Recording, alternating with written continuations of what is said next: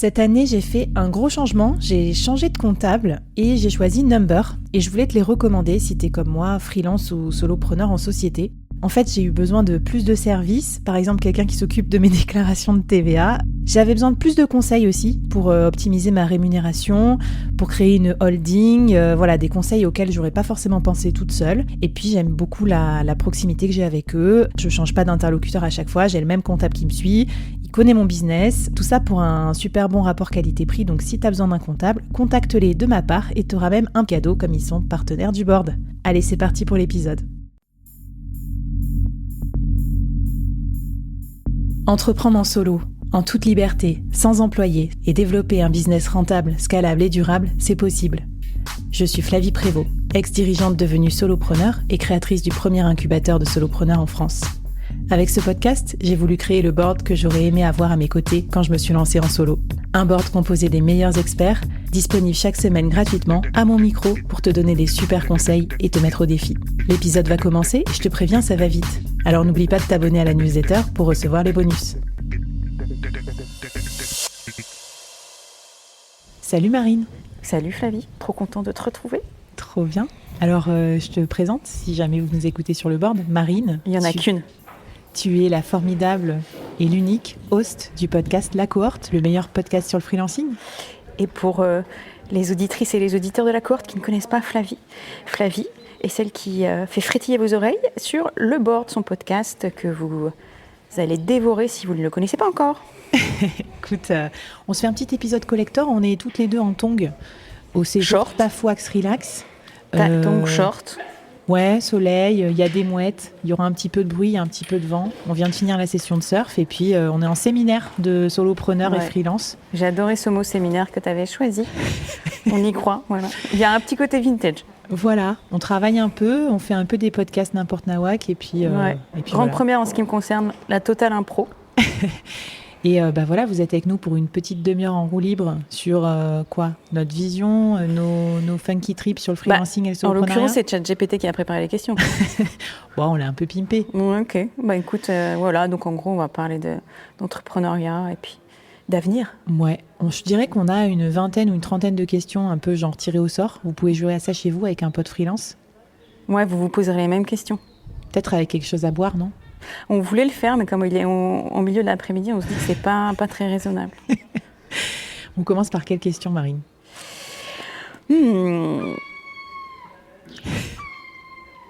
Ah, j'aime bien celle-ci, je te la pose parce que je ne saurais pas y répondre, donc j'aime beaucoup celle-ci. Quel est le plus gros mensonge que tu as dit à un client ? Elle est chaude, celle-ci. Tu commences trash. Alors, ne faites pas genre chastes oreilles, je ne mens jamais à mes clients, cher freelance, parce que on sait qu'on a toujours des excuses un petit peu. Alors moi, je suis bien embêtée maintenant parce que la plupart, ils me suivent en story. Donc par exemple, là, je vais pas dire je suis en séminaire, parce qu'en fait, ils me voient en story en train de surfer. Séminaire. Donc c'est la merde. Non, la classique, c'est... oui, c'est prêt. Fixons-nous un call pour en parler, pour valider. Fixons-nous un call pour valider. Je fixe le call au mieux 24 ou 48 heures après et je fais une nocturne pour finir le truc. Ouais, c'est ça, sur le timing. Moi aussi, j'ai pas mal pipoté, mais bien sûr, c'est en cours. Mais en fait, je temporise. En fait, je leur dis, j'ai quelques questions à vous poser, j'ai besoin d'informations complémentaires. Alors qu'en fait, j'ai pas du tout besoin de ces infos, mais ça me donne une raison en fait pour temporiser. Ouais, oui, toujours répondre à une question par une autre question. Exactement, très bien. Mais c'est du semi-pipeau, quoi. Du pipeau professionnel. Du pipeau pro. Mais après, je crois que j'ai pas trop menti à mes clients. Oh, ça a dû m'arriver de leur mentir, en disant mais si, je vous ai envoyé le mail. Ah, mince, il est resté dans mes brouillons. Suis-je cruche. Ça a dû m'arriver de le faire 1 ou 2 fois, quoi. Bon, t'as été dur avec moi. C'était chaud. Tu me présentes pas sous mon meilleur jour pour tes auditeurs et auditrices. Non, c'est clair, c'était pas sympa d'attaquer par ça. Tiens. Quel est le meilleur ou le pire conseil qu'on t'ait jamais donné en tant que freelance ? Ouais, alors, il y a un truc qui m'énerve, mais alors vraiment chaud, c'est quand on me dit, on me l'a pas dit à moi, mais je l'ai vu tellement sur LinkedIn, c'est de travailler mon mindset. Ça me rend hystéro. Genre, comment je fais pour travailler mon mindset, tu vois ? Ça fait depuis quelques années que je cohabite avec mon mindset, et genre, c'est pas malléable, je peux pas travailler dessus. Donc, en fait, perso, je fonctionne vraiment à la victoire externe, tu vois. Si je vois que ce que j'entreprends, ça fonctionne, et ben mon mindset, pim, c'est un gros coup de boost, quoi. Donc c'est plutôt dans ce sens-là, plutôt que de travailler. En fait, je vois souvent, ouais, vas-y, travaille d'abord ton mindset d'entrepreneur. Mais en fait, ça vient avec les petites réussites, quoi. Donc je déteste quand on me dit travaille ton mindset. Je trouve ça complètement débile. Pour moi, c'est les mots valises de l'entrepreneuriat que je ne peux plus blairer. C'est travaille ton mindset, propose de la valeur actionnable. Mais ça veut dire quoi? En fait, c'est vraiment des mots valises qui veulent rien dire du verbiage d'entrepreneuriat. Et moi, je suis complètement d'accord avec toi. C'est pas le mindset que tu travailles, c'est tu fais des choses, ça réussit, du coup, tu as plus confiance en soi. Tu vois, voilà. Travailler ton mindset, je te jure. Écoute, moi, c'était ma question signature de mon début de podcast, là. Le meilleur ou le pire conseil qu'on t'ait jamais donné. Et non, écoute, moi, je pense que finalement, le pire conseil, c'était le TJM. Tu vois, c'est un peu un conseil sous-jacent. Non, alors là, je vais être obligée de te contredire. Ouais, je sais pourquoi. Parce que surtout au début, tu sais pas ce que tu feras pour tes clients, donc tu le fais au TJM. Mais moi, ça m'a vraiment mis mal. C'est-à-dire que ça m'a mis dans un cercle infernal où ma première année de freelancing, j'ai pas pris de vacances, je travaillais tout le temps. J'étais obsédée par mon temps. Et déjà que moi, je suis assez obsédée par la productivité, je me suis dit, chaque minute de mon temps est facturable. Enfin, j'étais en mode, fallait que j'aille voir un psy, je pense, après ma première année. Alors je pense qu'il faut qu'on décrypte parce que là, on est allé un peu trop vite. Et en plus, il y a les mouettes qui ont commenté, qui ont participé au débat finalement. Travailler au TJM, c'est en gros, ce que tu t'appelles par ça, c'est facturer des journées, quoi. Et indiquer à tes clients, ça sera, j'ai passé X temps sur la mission et donc c'est temps, quoi. Je pense que c'est une façon de commencer, parce que c'est facile. On regarde sur les simulateurs Shine et on définit, ou sur Malte, et en 2-2, on peut définir son TJM. Et si on ne sait pas comment facturer, ça peut être une bonne façon de commencer. Je pense qu'il ne faut pas en faire un... Tu vois, parce que c'est aussi, peut-être que tu es un peu responsable de ça. Moi, je vois plein de débutants qui disent « Ah mais non, mais surtout le TJM, c'est caca. » Comme si c'était un truc dégradant. Je pense que pour commencer, c'est bien. À partir du moment où on a réalisé quelques petites missions, et puis après, en réalité, dans la création de contenu, on ne facture jamais au TJM. Non, mais de toute façon, toi, tu vois, on va parler freelancing et soloprenariat. Moi, c'est sûr que le freelancing, ça me convient pas du tout. Parce qu'en fait, en freelance, j'aurais été payée moins qu'en tant que salarié. Donc, ça, je fais partie des rares personnes qui s'étaient appauvries avec le freelancing. Ça vaut pour les métiers de conseil, ça, je pense. Et je trouve que du coup, ça reflétait mal mon métier. Je savais pas comment me vendre au TJM. Et du coup, j'étais chère sur le marché. Donc, en fait, tant que j'étais là-dedans, j'étais un peu dans la compétition malsaine. Après, je pense que le TJM, donc ça n'est pas un truc, c'est pas un gros mot. Je pense que pour commencer, c'est bien, mais je pense qu'assez vite, moi, ma reco, c'est surtout en fait que nos clients ne doivent pas savoir combien de temps on consacre à la mission. Parce qu'à partir moi j'ai fait cette erreur-là. J'étais sur une mission où j'envoyais des tableaux de temps et je disais j'ai passé tel temps sur ça, tel temps sur ça, donc résultat l'addition c'est temps. Sauf qu'à partir de ce moment-là, j'avais un client qui me disait ah ouais mais alors attends, je comprends pas pourquoi tu as mis autant de temps là-dessus. Franchement c'est trop long. Et donc en fait c'est notre info à nous le temps. Le mieux c'est de pouvoir facturer le plus rapidement possible au livrable. Et là ça change la donne. Ok, bon, meilleur conseil. Le meilleur conseil que j'ai reçu.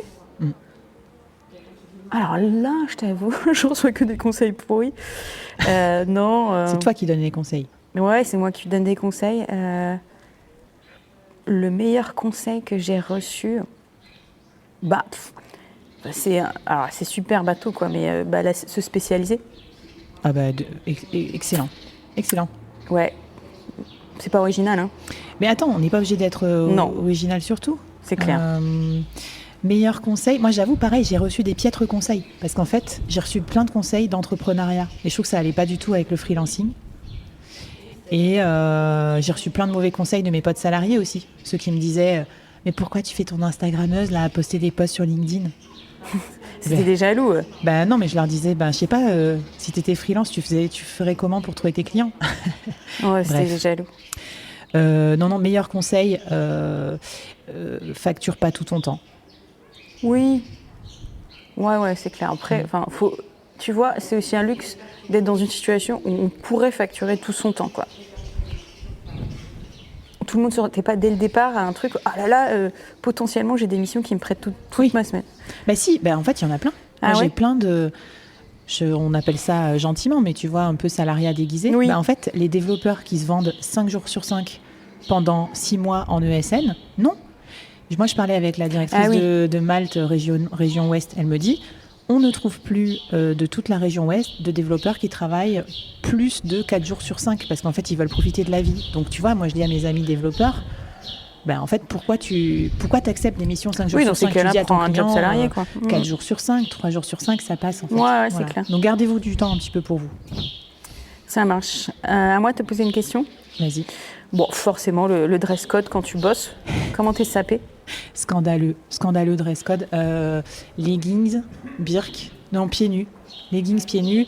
En fait, je vais déposer mes enfants à l'école en mode sport. Après, je vais au sport. Et tu te changes pas ? Je me change pas tout de suite. Moi, j'aime bien prendre ma douche le midi, tu vois. Ouais, c'est ça, quand ta sœur, elle s'est bien incrustée dans la peau. Je suis un peu décalée. Ouais, ou alors tu fais pas vraiment du sport, quoi. C'est un sport... Non, mais voilà. Qu'est-ce que j'ai comme... Non, voilà. Pieds nus posés dans mon canapé, selon toutes les préconisations des ergonomes du travail. Des ergothérapeutes, oui. évidemment. Ouais, ok. Ah non, moi, je fais pas ça. Non, pas du tout. Non, alors, le seul truc, c'est que... Ouais, c'est ça. Je suis toujours en pantoufles. Et du coup, en fait, il y a quelques jours... Je me faisais la réflexion, mais putain, elles sont défoncées mes pantoufles. C'est des espèces de Hug, mais c'est des fausses, mais qui sont de très bonne qualité. Et en fait, je me dis, mais merde, quand même, comment ça se fait que je les use autant ? Ah bah en fait, c'est les chaussures que je porte H24, donc voilà ce qui se passe. J'ai un trou devant. T'as un trou devant tes sur le bout de mes Hug, que tu mets que en travaillant à ton ordinateur sans rien faire d'autre. Ouais, bah je me déplace. Tu bouges les orteils quand tu te concentres. Ouais, et puis je me déplace et tout. Non, je suis une digitale locale nomade. Je change de pièce. Non, je fais ça. Donc, je les porte beaucoup. Donc, elles sont un peu usées, mais je pense qu'elles peuvent tenir. Et aussi, alors ça, c'est un truc, et je crois que j'ai réalisé que je l'avais sur tous mes enregistrements d'épisodes, mais j'ai un espèce de gilet, mais genre la serpillière, quoi, dans le Père Noël et tout, une ordure, que je mets par-dessus mes fringues parce que j'ai froid. Et c'est un truc en fausse laine. Tu sais pas, tu peux le mettre dans tous les sens, ça marche. Il est horrible, ce truc. Et je l'ai pas passé à la machine depuis 10 ans, je crois. Tu vois, moi, mon grand problème, c'est les podcasts vidéo. Maintenant, il faut faire des podcasts vidéo. Et donc, en fait, on voit ta dégaine en vidéo. Ouais. Donc, il faut que je m'habille.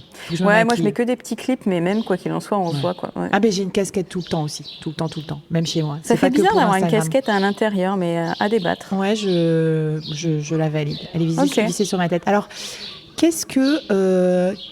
c'est quoi ta méthode secrète pour déstresser quand tu as une journée de merde en freelance ? Alors ça, je l'ai un peu anticipé et j'ai honte de répondre, mais je crois que... Enfin, c'est pas une méthode secrète, mais en fait, je crois que je crie sur mes enfants, quoi.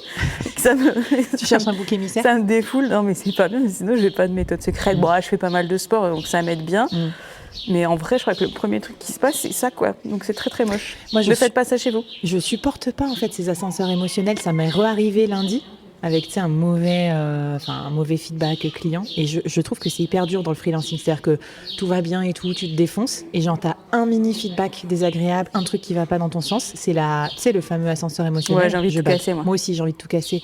Moi, je pars marcher en mode mamie Furax avec un podcast. Et du coup, j'écoute rien du podcast parce que je suis en train de ressasser le truc en boucle dans ma tête. Mamie Furax, j'aime bien l'idée. C'est-à-dire que tu dentines un peu des fesses quand tu marches mamie, c'est parce que la marche, quoi. Tu vois, c'est pas une activité très... Mais bon, je trouve que ça vide bien le cerveau. Et ça te force à pas rester derrière ton Mac en te disant « je vais lui répondre, qu'est-ce que je vais lui dire ?» c'est ça, ouais. Surtout ne jamais répondre à chaud, là. Ouh là là. J'ai trop fait ça. Ne jamais répondre à chaud. Ça va beaucoup mieux.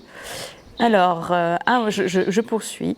Selon toi, à quoi ressembleront les freelances dans 10 ans ? Ouh là là. 10 ans, donc ça nous fait 2034. C'est à la fois loin et pas si loin que ça. Putain, on est passé du pyjama à dans 10 ans, la prospective. Pyjama, prospective. Ouais, prospective, okay. Ça demande une certaine élasticité du cerveau, hein, tu notes ? Moi, j'adore les trucs du futur en plus. Mais là, j'avoue, j'ai du mal à voir parce que avec tous les chamboulements de métiers, genre ChatGPT, tout ça, toutes les IA et tout, ça me fait un peu peur parce qu'on voit qu'on se fait un petit peu uberiser nos trucs créatifs. Écoute, je pense que le freelance dans 10 ans, il sera quand même mieux admis en société encore. Parce que là, il n'y a que 1 million de freelances. Ça fait même pas, je ne sais plus combien ça fait sur le nombre de populations actives en France. Ouais. Après, il y a des freelances cachés, à mon avis. Oui. Voilà, donc plus admis en société. Un mix des équipes hybrides dans les boîtes où il y aura genre moitié freelance, moitié salarié. Et puis tous les salariés diversifiés là, qui seront en partie freelance. Donc un peu comme moi je me suis lancée. Voilà, je vois plus comme ça. Ouais. Tu vois, vision de société, je me dis le freelance sera plus admis. Après, qu'est-ce qu'il va faire le freelance ? Moi, je pense qu'il gagnera déjà plus de pognon. Ouais. Ce serait pas mal.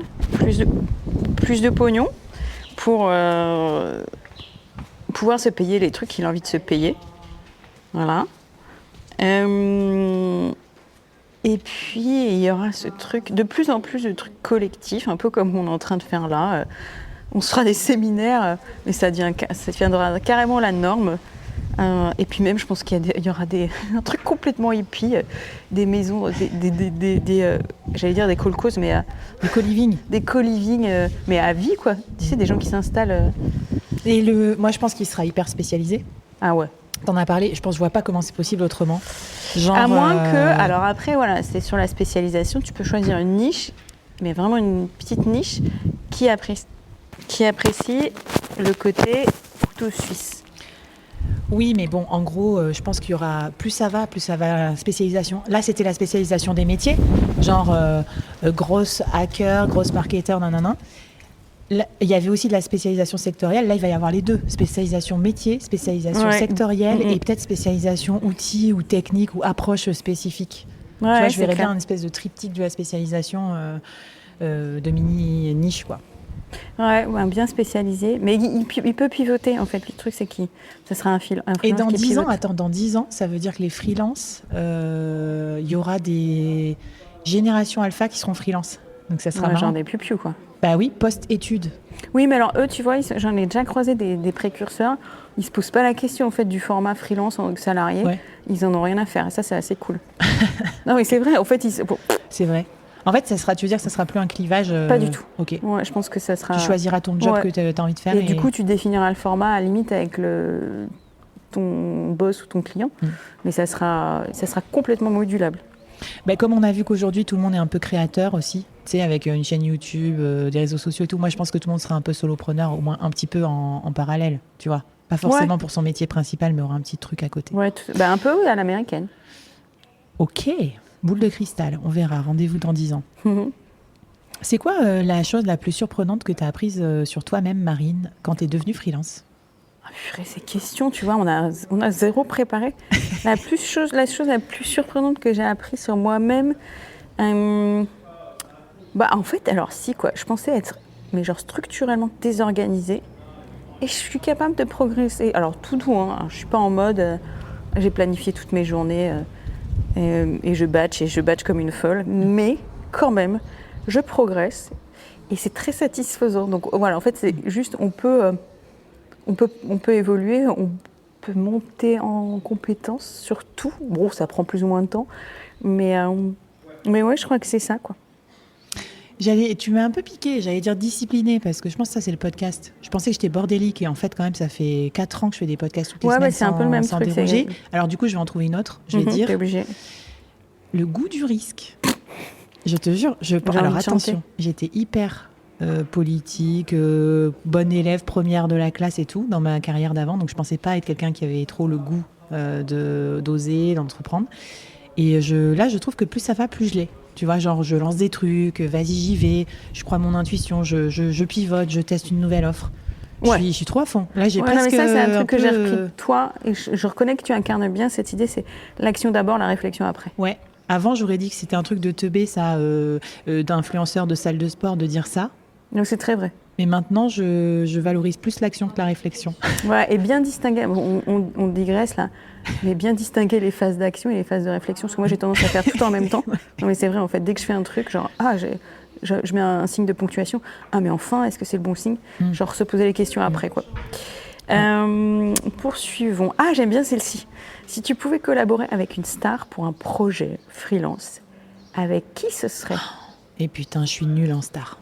Je ne connais rien aux stars. Voici tous ces trucs. Du coup, j'ai envie de te dire un truc genre Oprah Winfrey ou Beyoncé, un truc qui en jette, quoi. Mais je sais, mais je suis nulle en star. Genre moi, j'écoute des chanteurs morts, Bob Marley, tout tu peux dire un mort aussi, hein, pourquoi pas. Oprah Winfrey, j'ai découvert qu'il c'était un peu sur le tard, qu'elle est un méga écosystème, business, solopreneur et tout. Mais je sais pas, putain. Elle est balèze. Hein. Non, moi, c'est sûr que ça serait un artiste. Dans le sens où, en fait, j'adore... En fait, les artistes... Ils m'inspirent beaucoup, tu sais, dans le côté solopreneur et tout, parce que je trouve qu'on a plein de points communs. Il faut qu'ils c'est soient sûr. créatifs, il faut qu'ils osent affirmer un nouveau truc un peu sur le marché. Il y a beaucoup de... C'est dur de se différencier. Ah, c'est chaud bouillant, ouais. Et ça me plairait. Et moi, j'aime bien le côté créatif du soloprenariat, tu sais, artisan, faire des trucs de ses 10 doigts, fun aussi. Donc, j'aimerais trop que ça soit un artiste. Ou sinon, un champion de surf, mais je les connais pas pour continuer Ouais. à progresser. Attends, en ma surf. seule ref en champion de surf, c'est Kelly Slater, mais je Bah crois que ouais, ça commence vraiment à dater. ça date un peu, ouais. Voilà. Ouais, bah moi j'aurais dit, toi, une Beyoncé, un truc qui a, voilà, tu vois, la classe.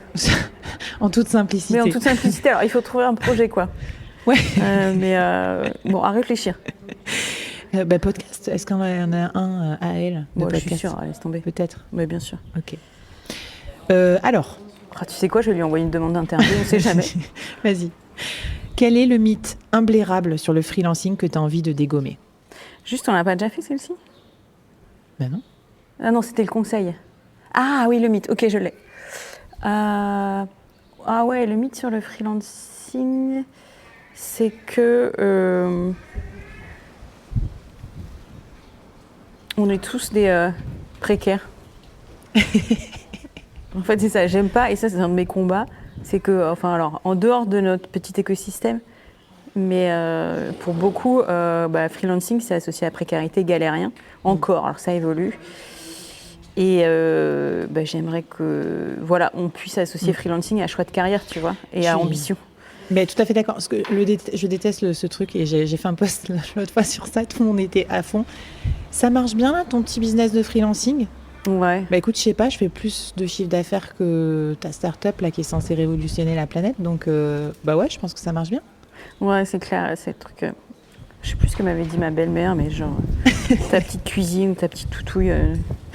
Ouais, les belles-mères, c'est hors jeu de toute façon. Ouais, c'était hors jeu. De toute façon, j'ai pas prolongé l'échange, mais bon, j'ai compris quoi. J'adore.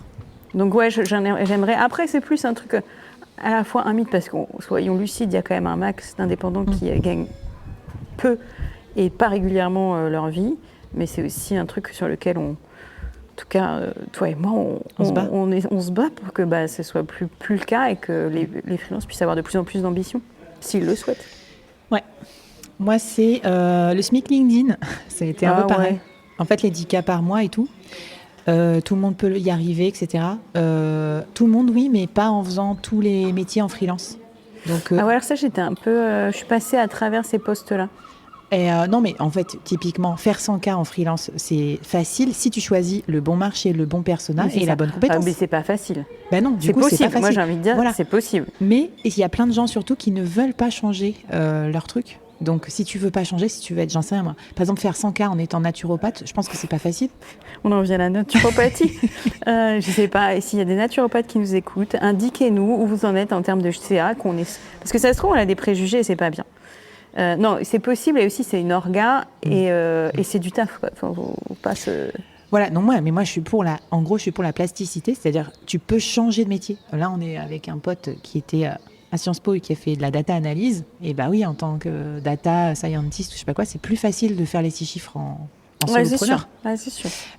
Donc voilà, changez de pied si vous avez envie. Et si vous n'avez pas envie, tout le monde n'est pas obligé de faire les 100K. Mais je veux dire, le SMIC LinkedIn pour tout le monde, dans toutes les niches et dans toutes les conditions, bof, moi je vois pas. Après, chacun de voir si ça les drive, tu vois, un objectif de chiffre d'affaires ou pas.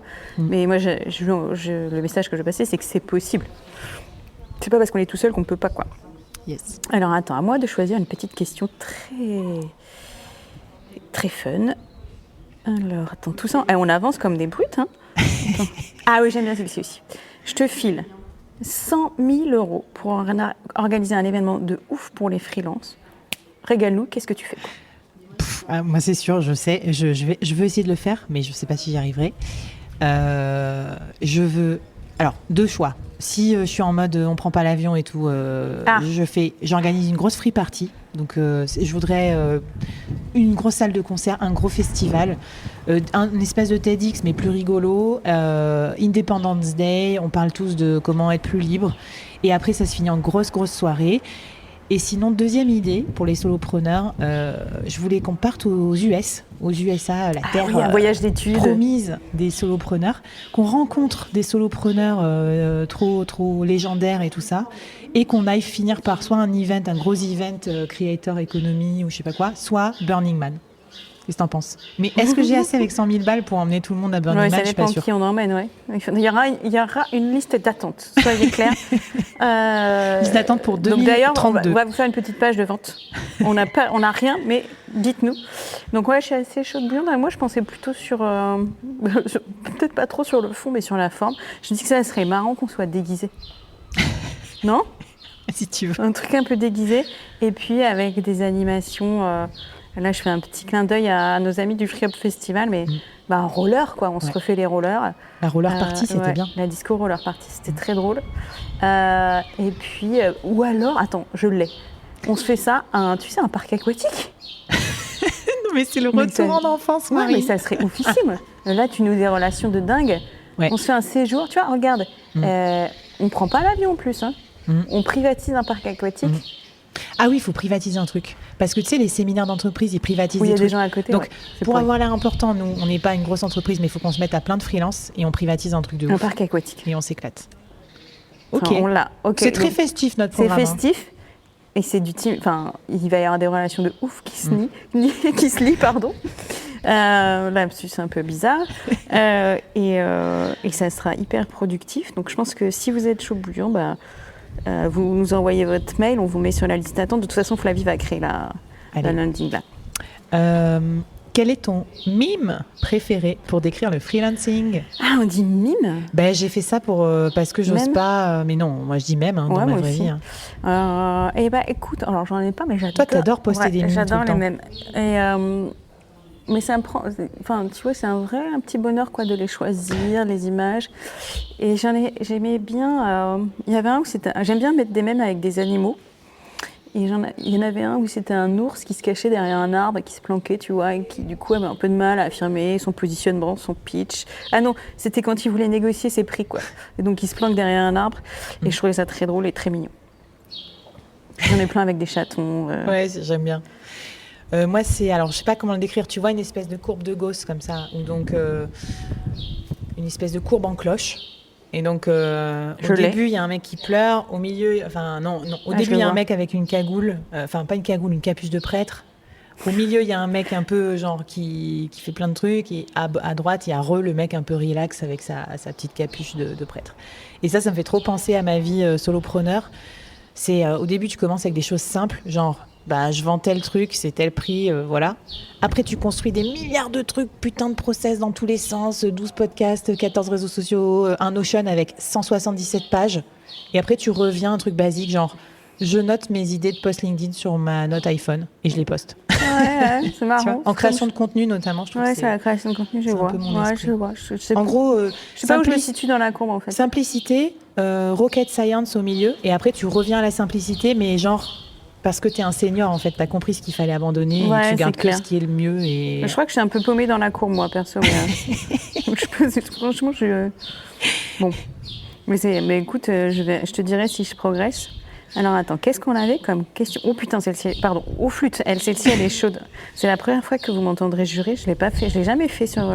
Moi, ça m'arrive de plus en plus. Je pense que je suis de plus en plus détente sur le board. Là, moi, j'ai réécouté un épisode. Tu penses bien que je scripte tous les épisodes, donc il n'y a jamais de place pour la vulgarité.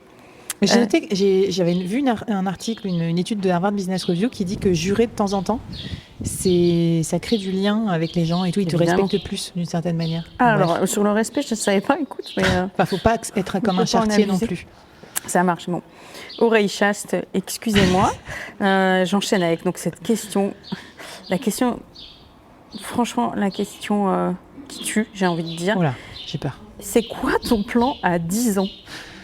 Ah putain, je voulais pas que tu me poses cette question. Tu as juré encore. Oh putain.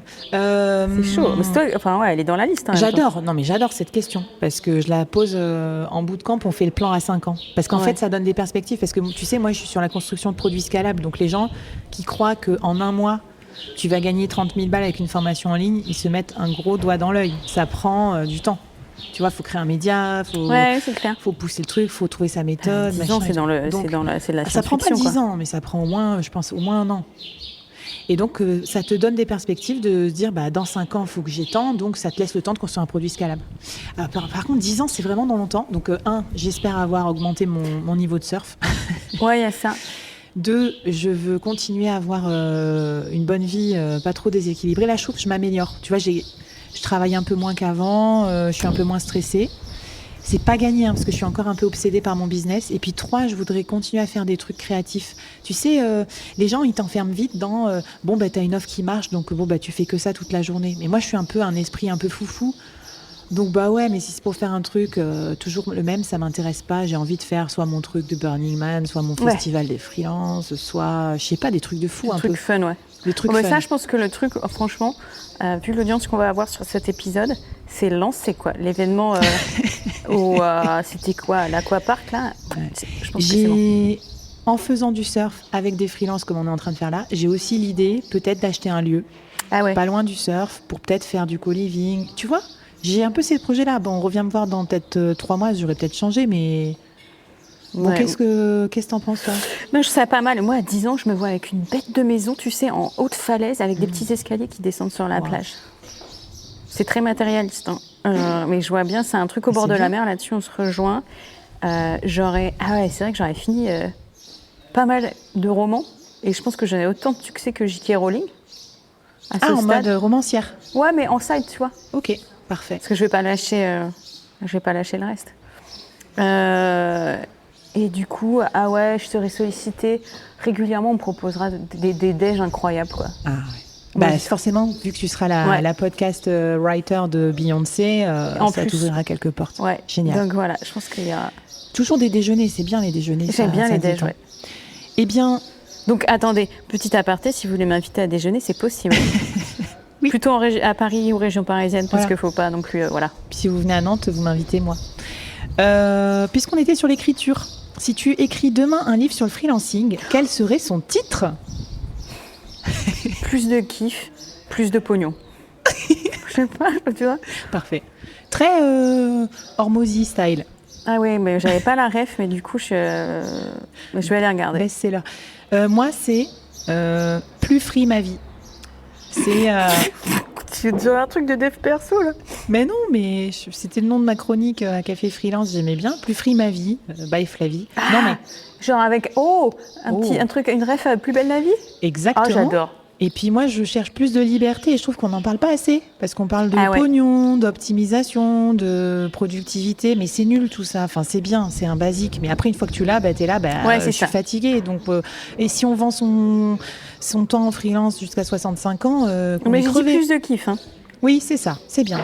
Mais les deux sont complémentaires, ça peut être volume 1, volume 2. Ou peut-être on peut faire 3 volumes. Plus de kiff, plus de liberté, plus de pognon. Ouais. Voilà. Ouais, c'est ça. Une journée de libre par semaine. Ouais. Bon, commencer par ça. Appel aux éditeurs. Ouais. Bon, je crois que c'est pareil, ça c'est... Je pense qu'on va avoir des propositions. Ah oui, alors celle-ci, j'aime bien aussi. Vas-y. As-tu un mantra ou une citation qui t'inspire dans ton travail de freelance? Je t'ai prise au dépourvu. Ah ouais, non, le boulet. Non, mais... mieux vaut fait que parfait. Ça, c'est trop... En fait, moi, c'est Jean-Michel à peu près. Voilà. Je suis Jean-Michel à peu près. Et en fait, ça marche bien. Ça suffit. On est un peu dans le même registre. Parce que moi, c'est un truc que je dis à toutes les freelances que j'accompagne pour les décontracter un peu. C'est bancal et c'est normal. En fait, il faut accepter que on aura toujours envie de mieux. Et que ça fait partie du deal. Et qu'il y a un côté qui nous hyper angoissant parce qu'on a l'impression de ne pas arriver là où on veut. Et puis, généralement, à la fin de la journée, on n'a jamais fait toutes nos to-do. Mais c'est normal. Et c'est aussi comme ça qu'on avance. C'est là qu'il faut se rappeler que comment veux-tu faire tous les métiers d'une entreprise classique en étant tout seul et en travaillant 6-7 heures par jour? Parce que tu veux un peu de kiff. Et en étant hyper créatif et hyper malin. Et voilà. D'où, grande conviction, les freelances vont sauver le monde. Enfin, on peut dire solopreneur si tu préfères. Les deux. On est en train de sauver le monde. Voilà. Mais ça me va tout à fait. Bon, écoute, on en est où là? On en est pas mal. Ah si, forcément. Il y a celle que... Attends, mais on est bien, on a fait plein de questions. Et ouais. Je pense que les gens qui vont écouter ces épisodes, mais ils vont repartir avec un pouce. Et bien on va finir avec le portrait chinois. Ah ouais, petit portrait chinois. Moi, je voulais celle de l'animal aussi. Et bien voilà, alors attention, grosse méga question, strike. C'est un portrait chinois. Ceci est un portrait chinois sur Freelancing by Marine. Pour finir. Ah oui, d'accord, je l'ai. Vas-y. Si le freelancing était un animal, un plat, une chanson, une série TV et un objet. Ok. Un animal, clairement, c'est l'ornithorynque. Alors, moi, j'adore les animaux bizarres et l'ornithorynque, mais genre... trop génial. Je sais pas si tu savais, mais il peut empoisonner. Enfin, bon, bref, il a plein de super pouvoirs. Il peut empoisonner. Et il peut s'adapter à plein... Oui, si, le mâle. Il s'adapte à plein d'environnements différents. Donc, et puis, il est discret, tu vois, il se la joue pas. J'aime bien. Un plat... Alors là, je te le sors complètement au hasard, mais j'ai envie de te dire un fish and chips. Me demande pas le rapport avec la choucroute ou une choucroute. Une chanson, j'en ai pas. Mais je veux te dire, ma chanson préférée du monde de toute la vie, c'est Don't Stop Me Now de Queen. Et je suis tentée de chanter, mais je vais pas le faire. Une série télé, c'est chaud quoi. Le freelancing, une série télé. Je vais te dire Plus belle la vie, parce qu'on en a parlé juste avant, voilà. Un objet. Le freelancing est un objet. Eh bien, c'est une paire de tongs. Une paire de tongs. J'adore. Vas-y, à toi. Donc, un plat. Non, un animal. Alors, un animal, la loutre. Ah, j'aime bien, j'adore les loutres, c'est trop mignon. Loutre de mer quand elles se tiennent la main. C'est trop mon animal totem parce que c'est un animal qui est capable de rigoler. Donc elle ne fait pas que des choses utilitaires. Et puis elles se tiennent la main, les loutres de mer, quand elles dérivent. Oh, trop mignon. Ah, trop mignon. Et en plus elles font du toboggan, des trucs. Enfin moi j'aime beaucoup. Donc en fait avoir un métier qui nous amuse aussi, je pense que c'est ça le propre du freelancing. Un plat, je dirais, des tapas pour tous les sides. Ah, mais attends, mais t'as réfléchi au truc pendant que je répondais complètement à la ramasse. Oui, j'ai pris une minute en thread. Ah, c'est moche, elle a préparé. C'est moche. Et la série, je t'en ai parlé hier dans les séries préférées de tous les temps, For All Mankind, avec mon magnifique accent. C'est une série sur l'espace. Ils sont à la conquête de plein de trucs spatiaux. J'adore. Ah non, c'est pas angoissant. Je crois que je l'ai vu, mais que j'ai arrêté en plus. Et j'aime bien parce que c'est, prouesse technique, énorme truc d'action. Et je trouve ça assez bien. Moi, j'aime bien le truc planétaire, la métaphore planétaire. On est en conquête de plein de trucs. On est trop content. À la fin, on a une petite galaxie de produits et tout. Purée. Waouh. Bon, la chanson, je suis moins inspirée. Moi, j'écoute beaucoup de reggae. J'adore ça me détend. Donc, un truc de reggae, tout doux, tu sais, du reggae roots, genre It's Gonna Be Alright, truc comme ça, tu vois. Ou j'aime bien celle-ci, ouais. Bob Marley, Uprising, genre, tout va bien, tout va bien se passer. Ouais, j'adore. Ouais, je prends. Et un objet, c'est chaud, hein. Non, mais je vais pas faire ça basique. J'allais dire un crayon parce que c'est le truc. Non, c'est nul. Dis au moins un micro, enfin, je sais pas. Un micro, j'ai dit des tongs. Une planche de surf, parce que donc... on se fait monter dessus. On se fait parfois monter dessus par des clients. Quand tout va bien, tu prends la vague, t'es trop content. Parfois, tu te prends la planche dans la gueule. Et t'as envie d'arrêter le freelancing parce que tout t'énerve. Mais après, ça va mieux. Parce que tu as la série qui arrive et là, tu fais ton meilleur ride de ta vie. Comme Marine ce matin qui a fait sa première séance. Et elle était incroyable. Elle a un style naturel sur la board. Oui. D'ailleurs, je pense que ça a changé de carrière. Mais... dans 10 ans. On s'en reparle. On s'en reparle très vite. Alors, donc là, on a fait tout. On a enchaîné. Je pense que les auditeurs de la cohorte ne sont pas habitués à un épisode de 37 minutes 18, mais ça va le faire. Et petite dernière, donc dis-nous Flavie, pour les auditrices et les auditeurs de la cohorte qui ne connaissent pas encore le board, ce qui me paraît un peu étrange, mais imaginons, quelles seraient les raisons pour qu'ils aillent écouter ton podcast ? Eh bien, si vous avez envie de devenir solopreneur. Alors... Explique-nous la différence entre solopreneur et freelance, parce que pour moi, en fait, c'est une évolution, c'est un peu la même chose, mais... Oui, on peut dire que c'est un peu la même chose, mais pour moi, le freelance, il vend surtout son temps, son expertise, tu vois, plutôt en vendant son temps de cerveau disponible dans une boîte, donc il ne peut pas avoir 12 000 clients à la fois, voilà.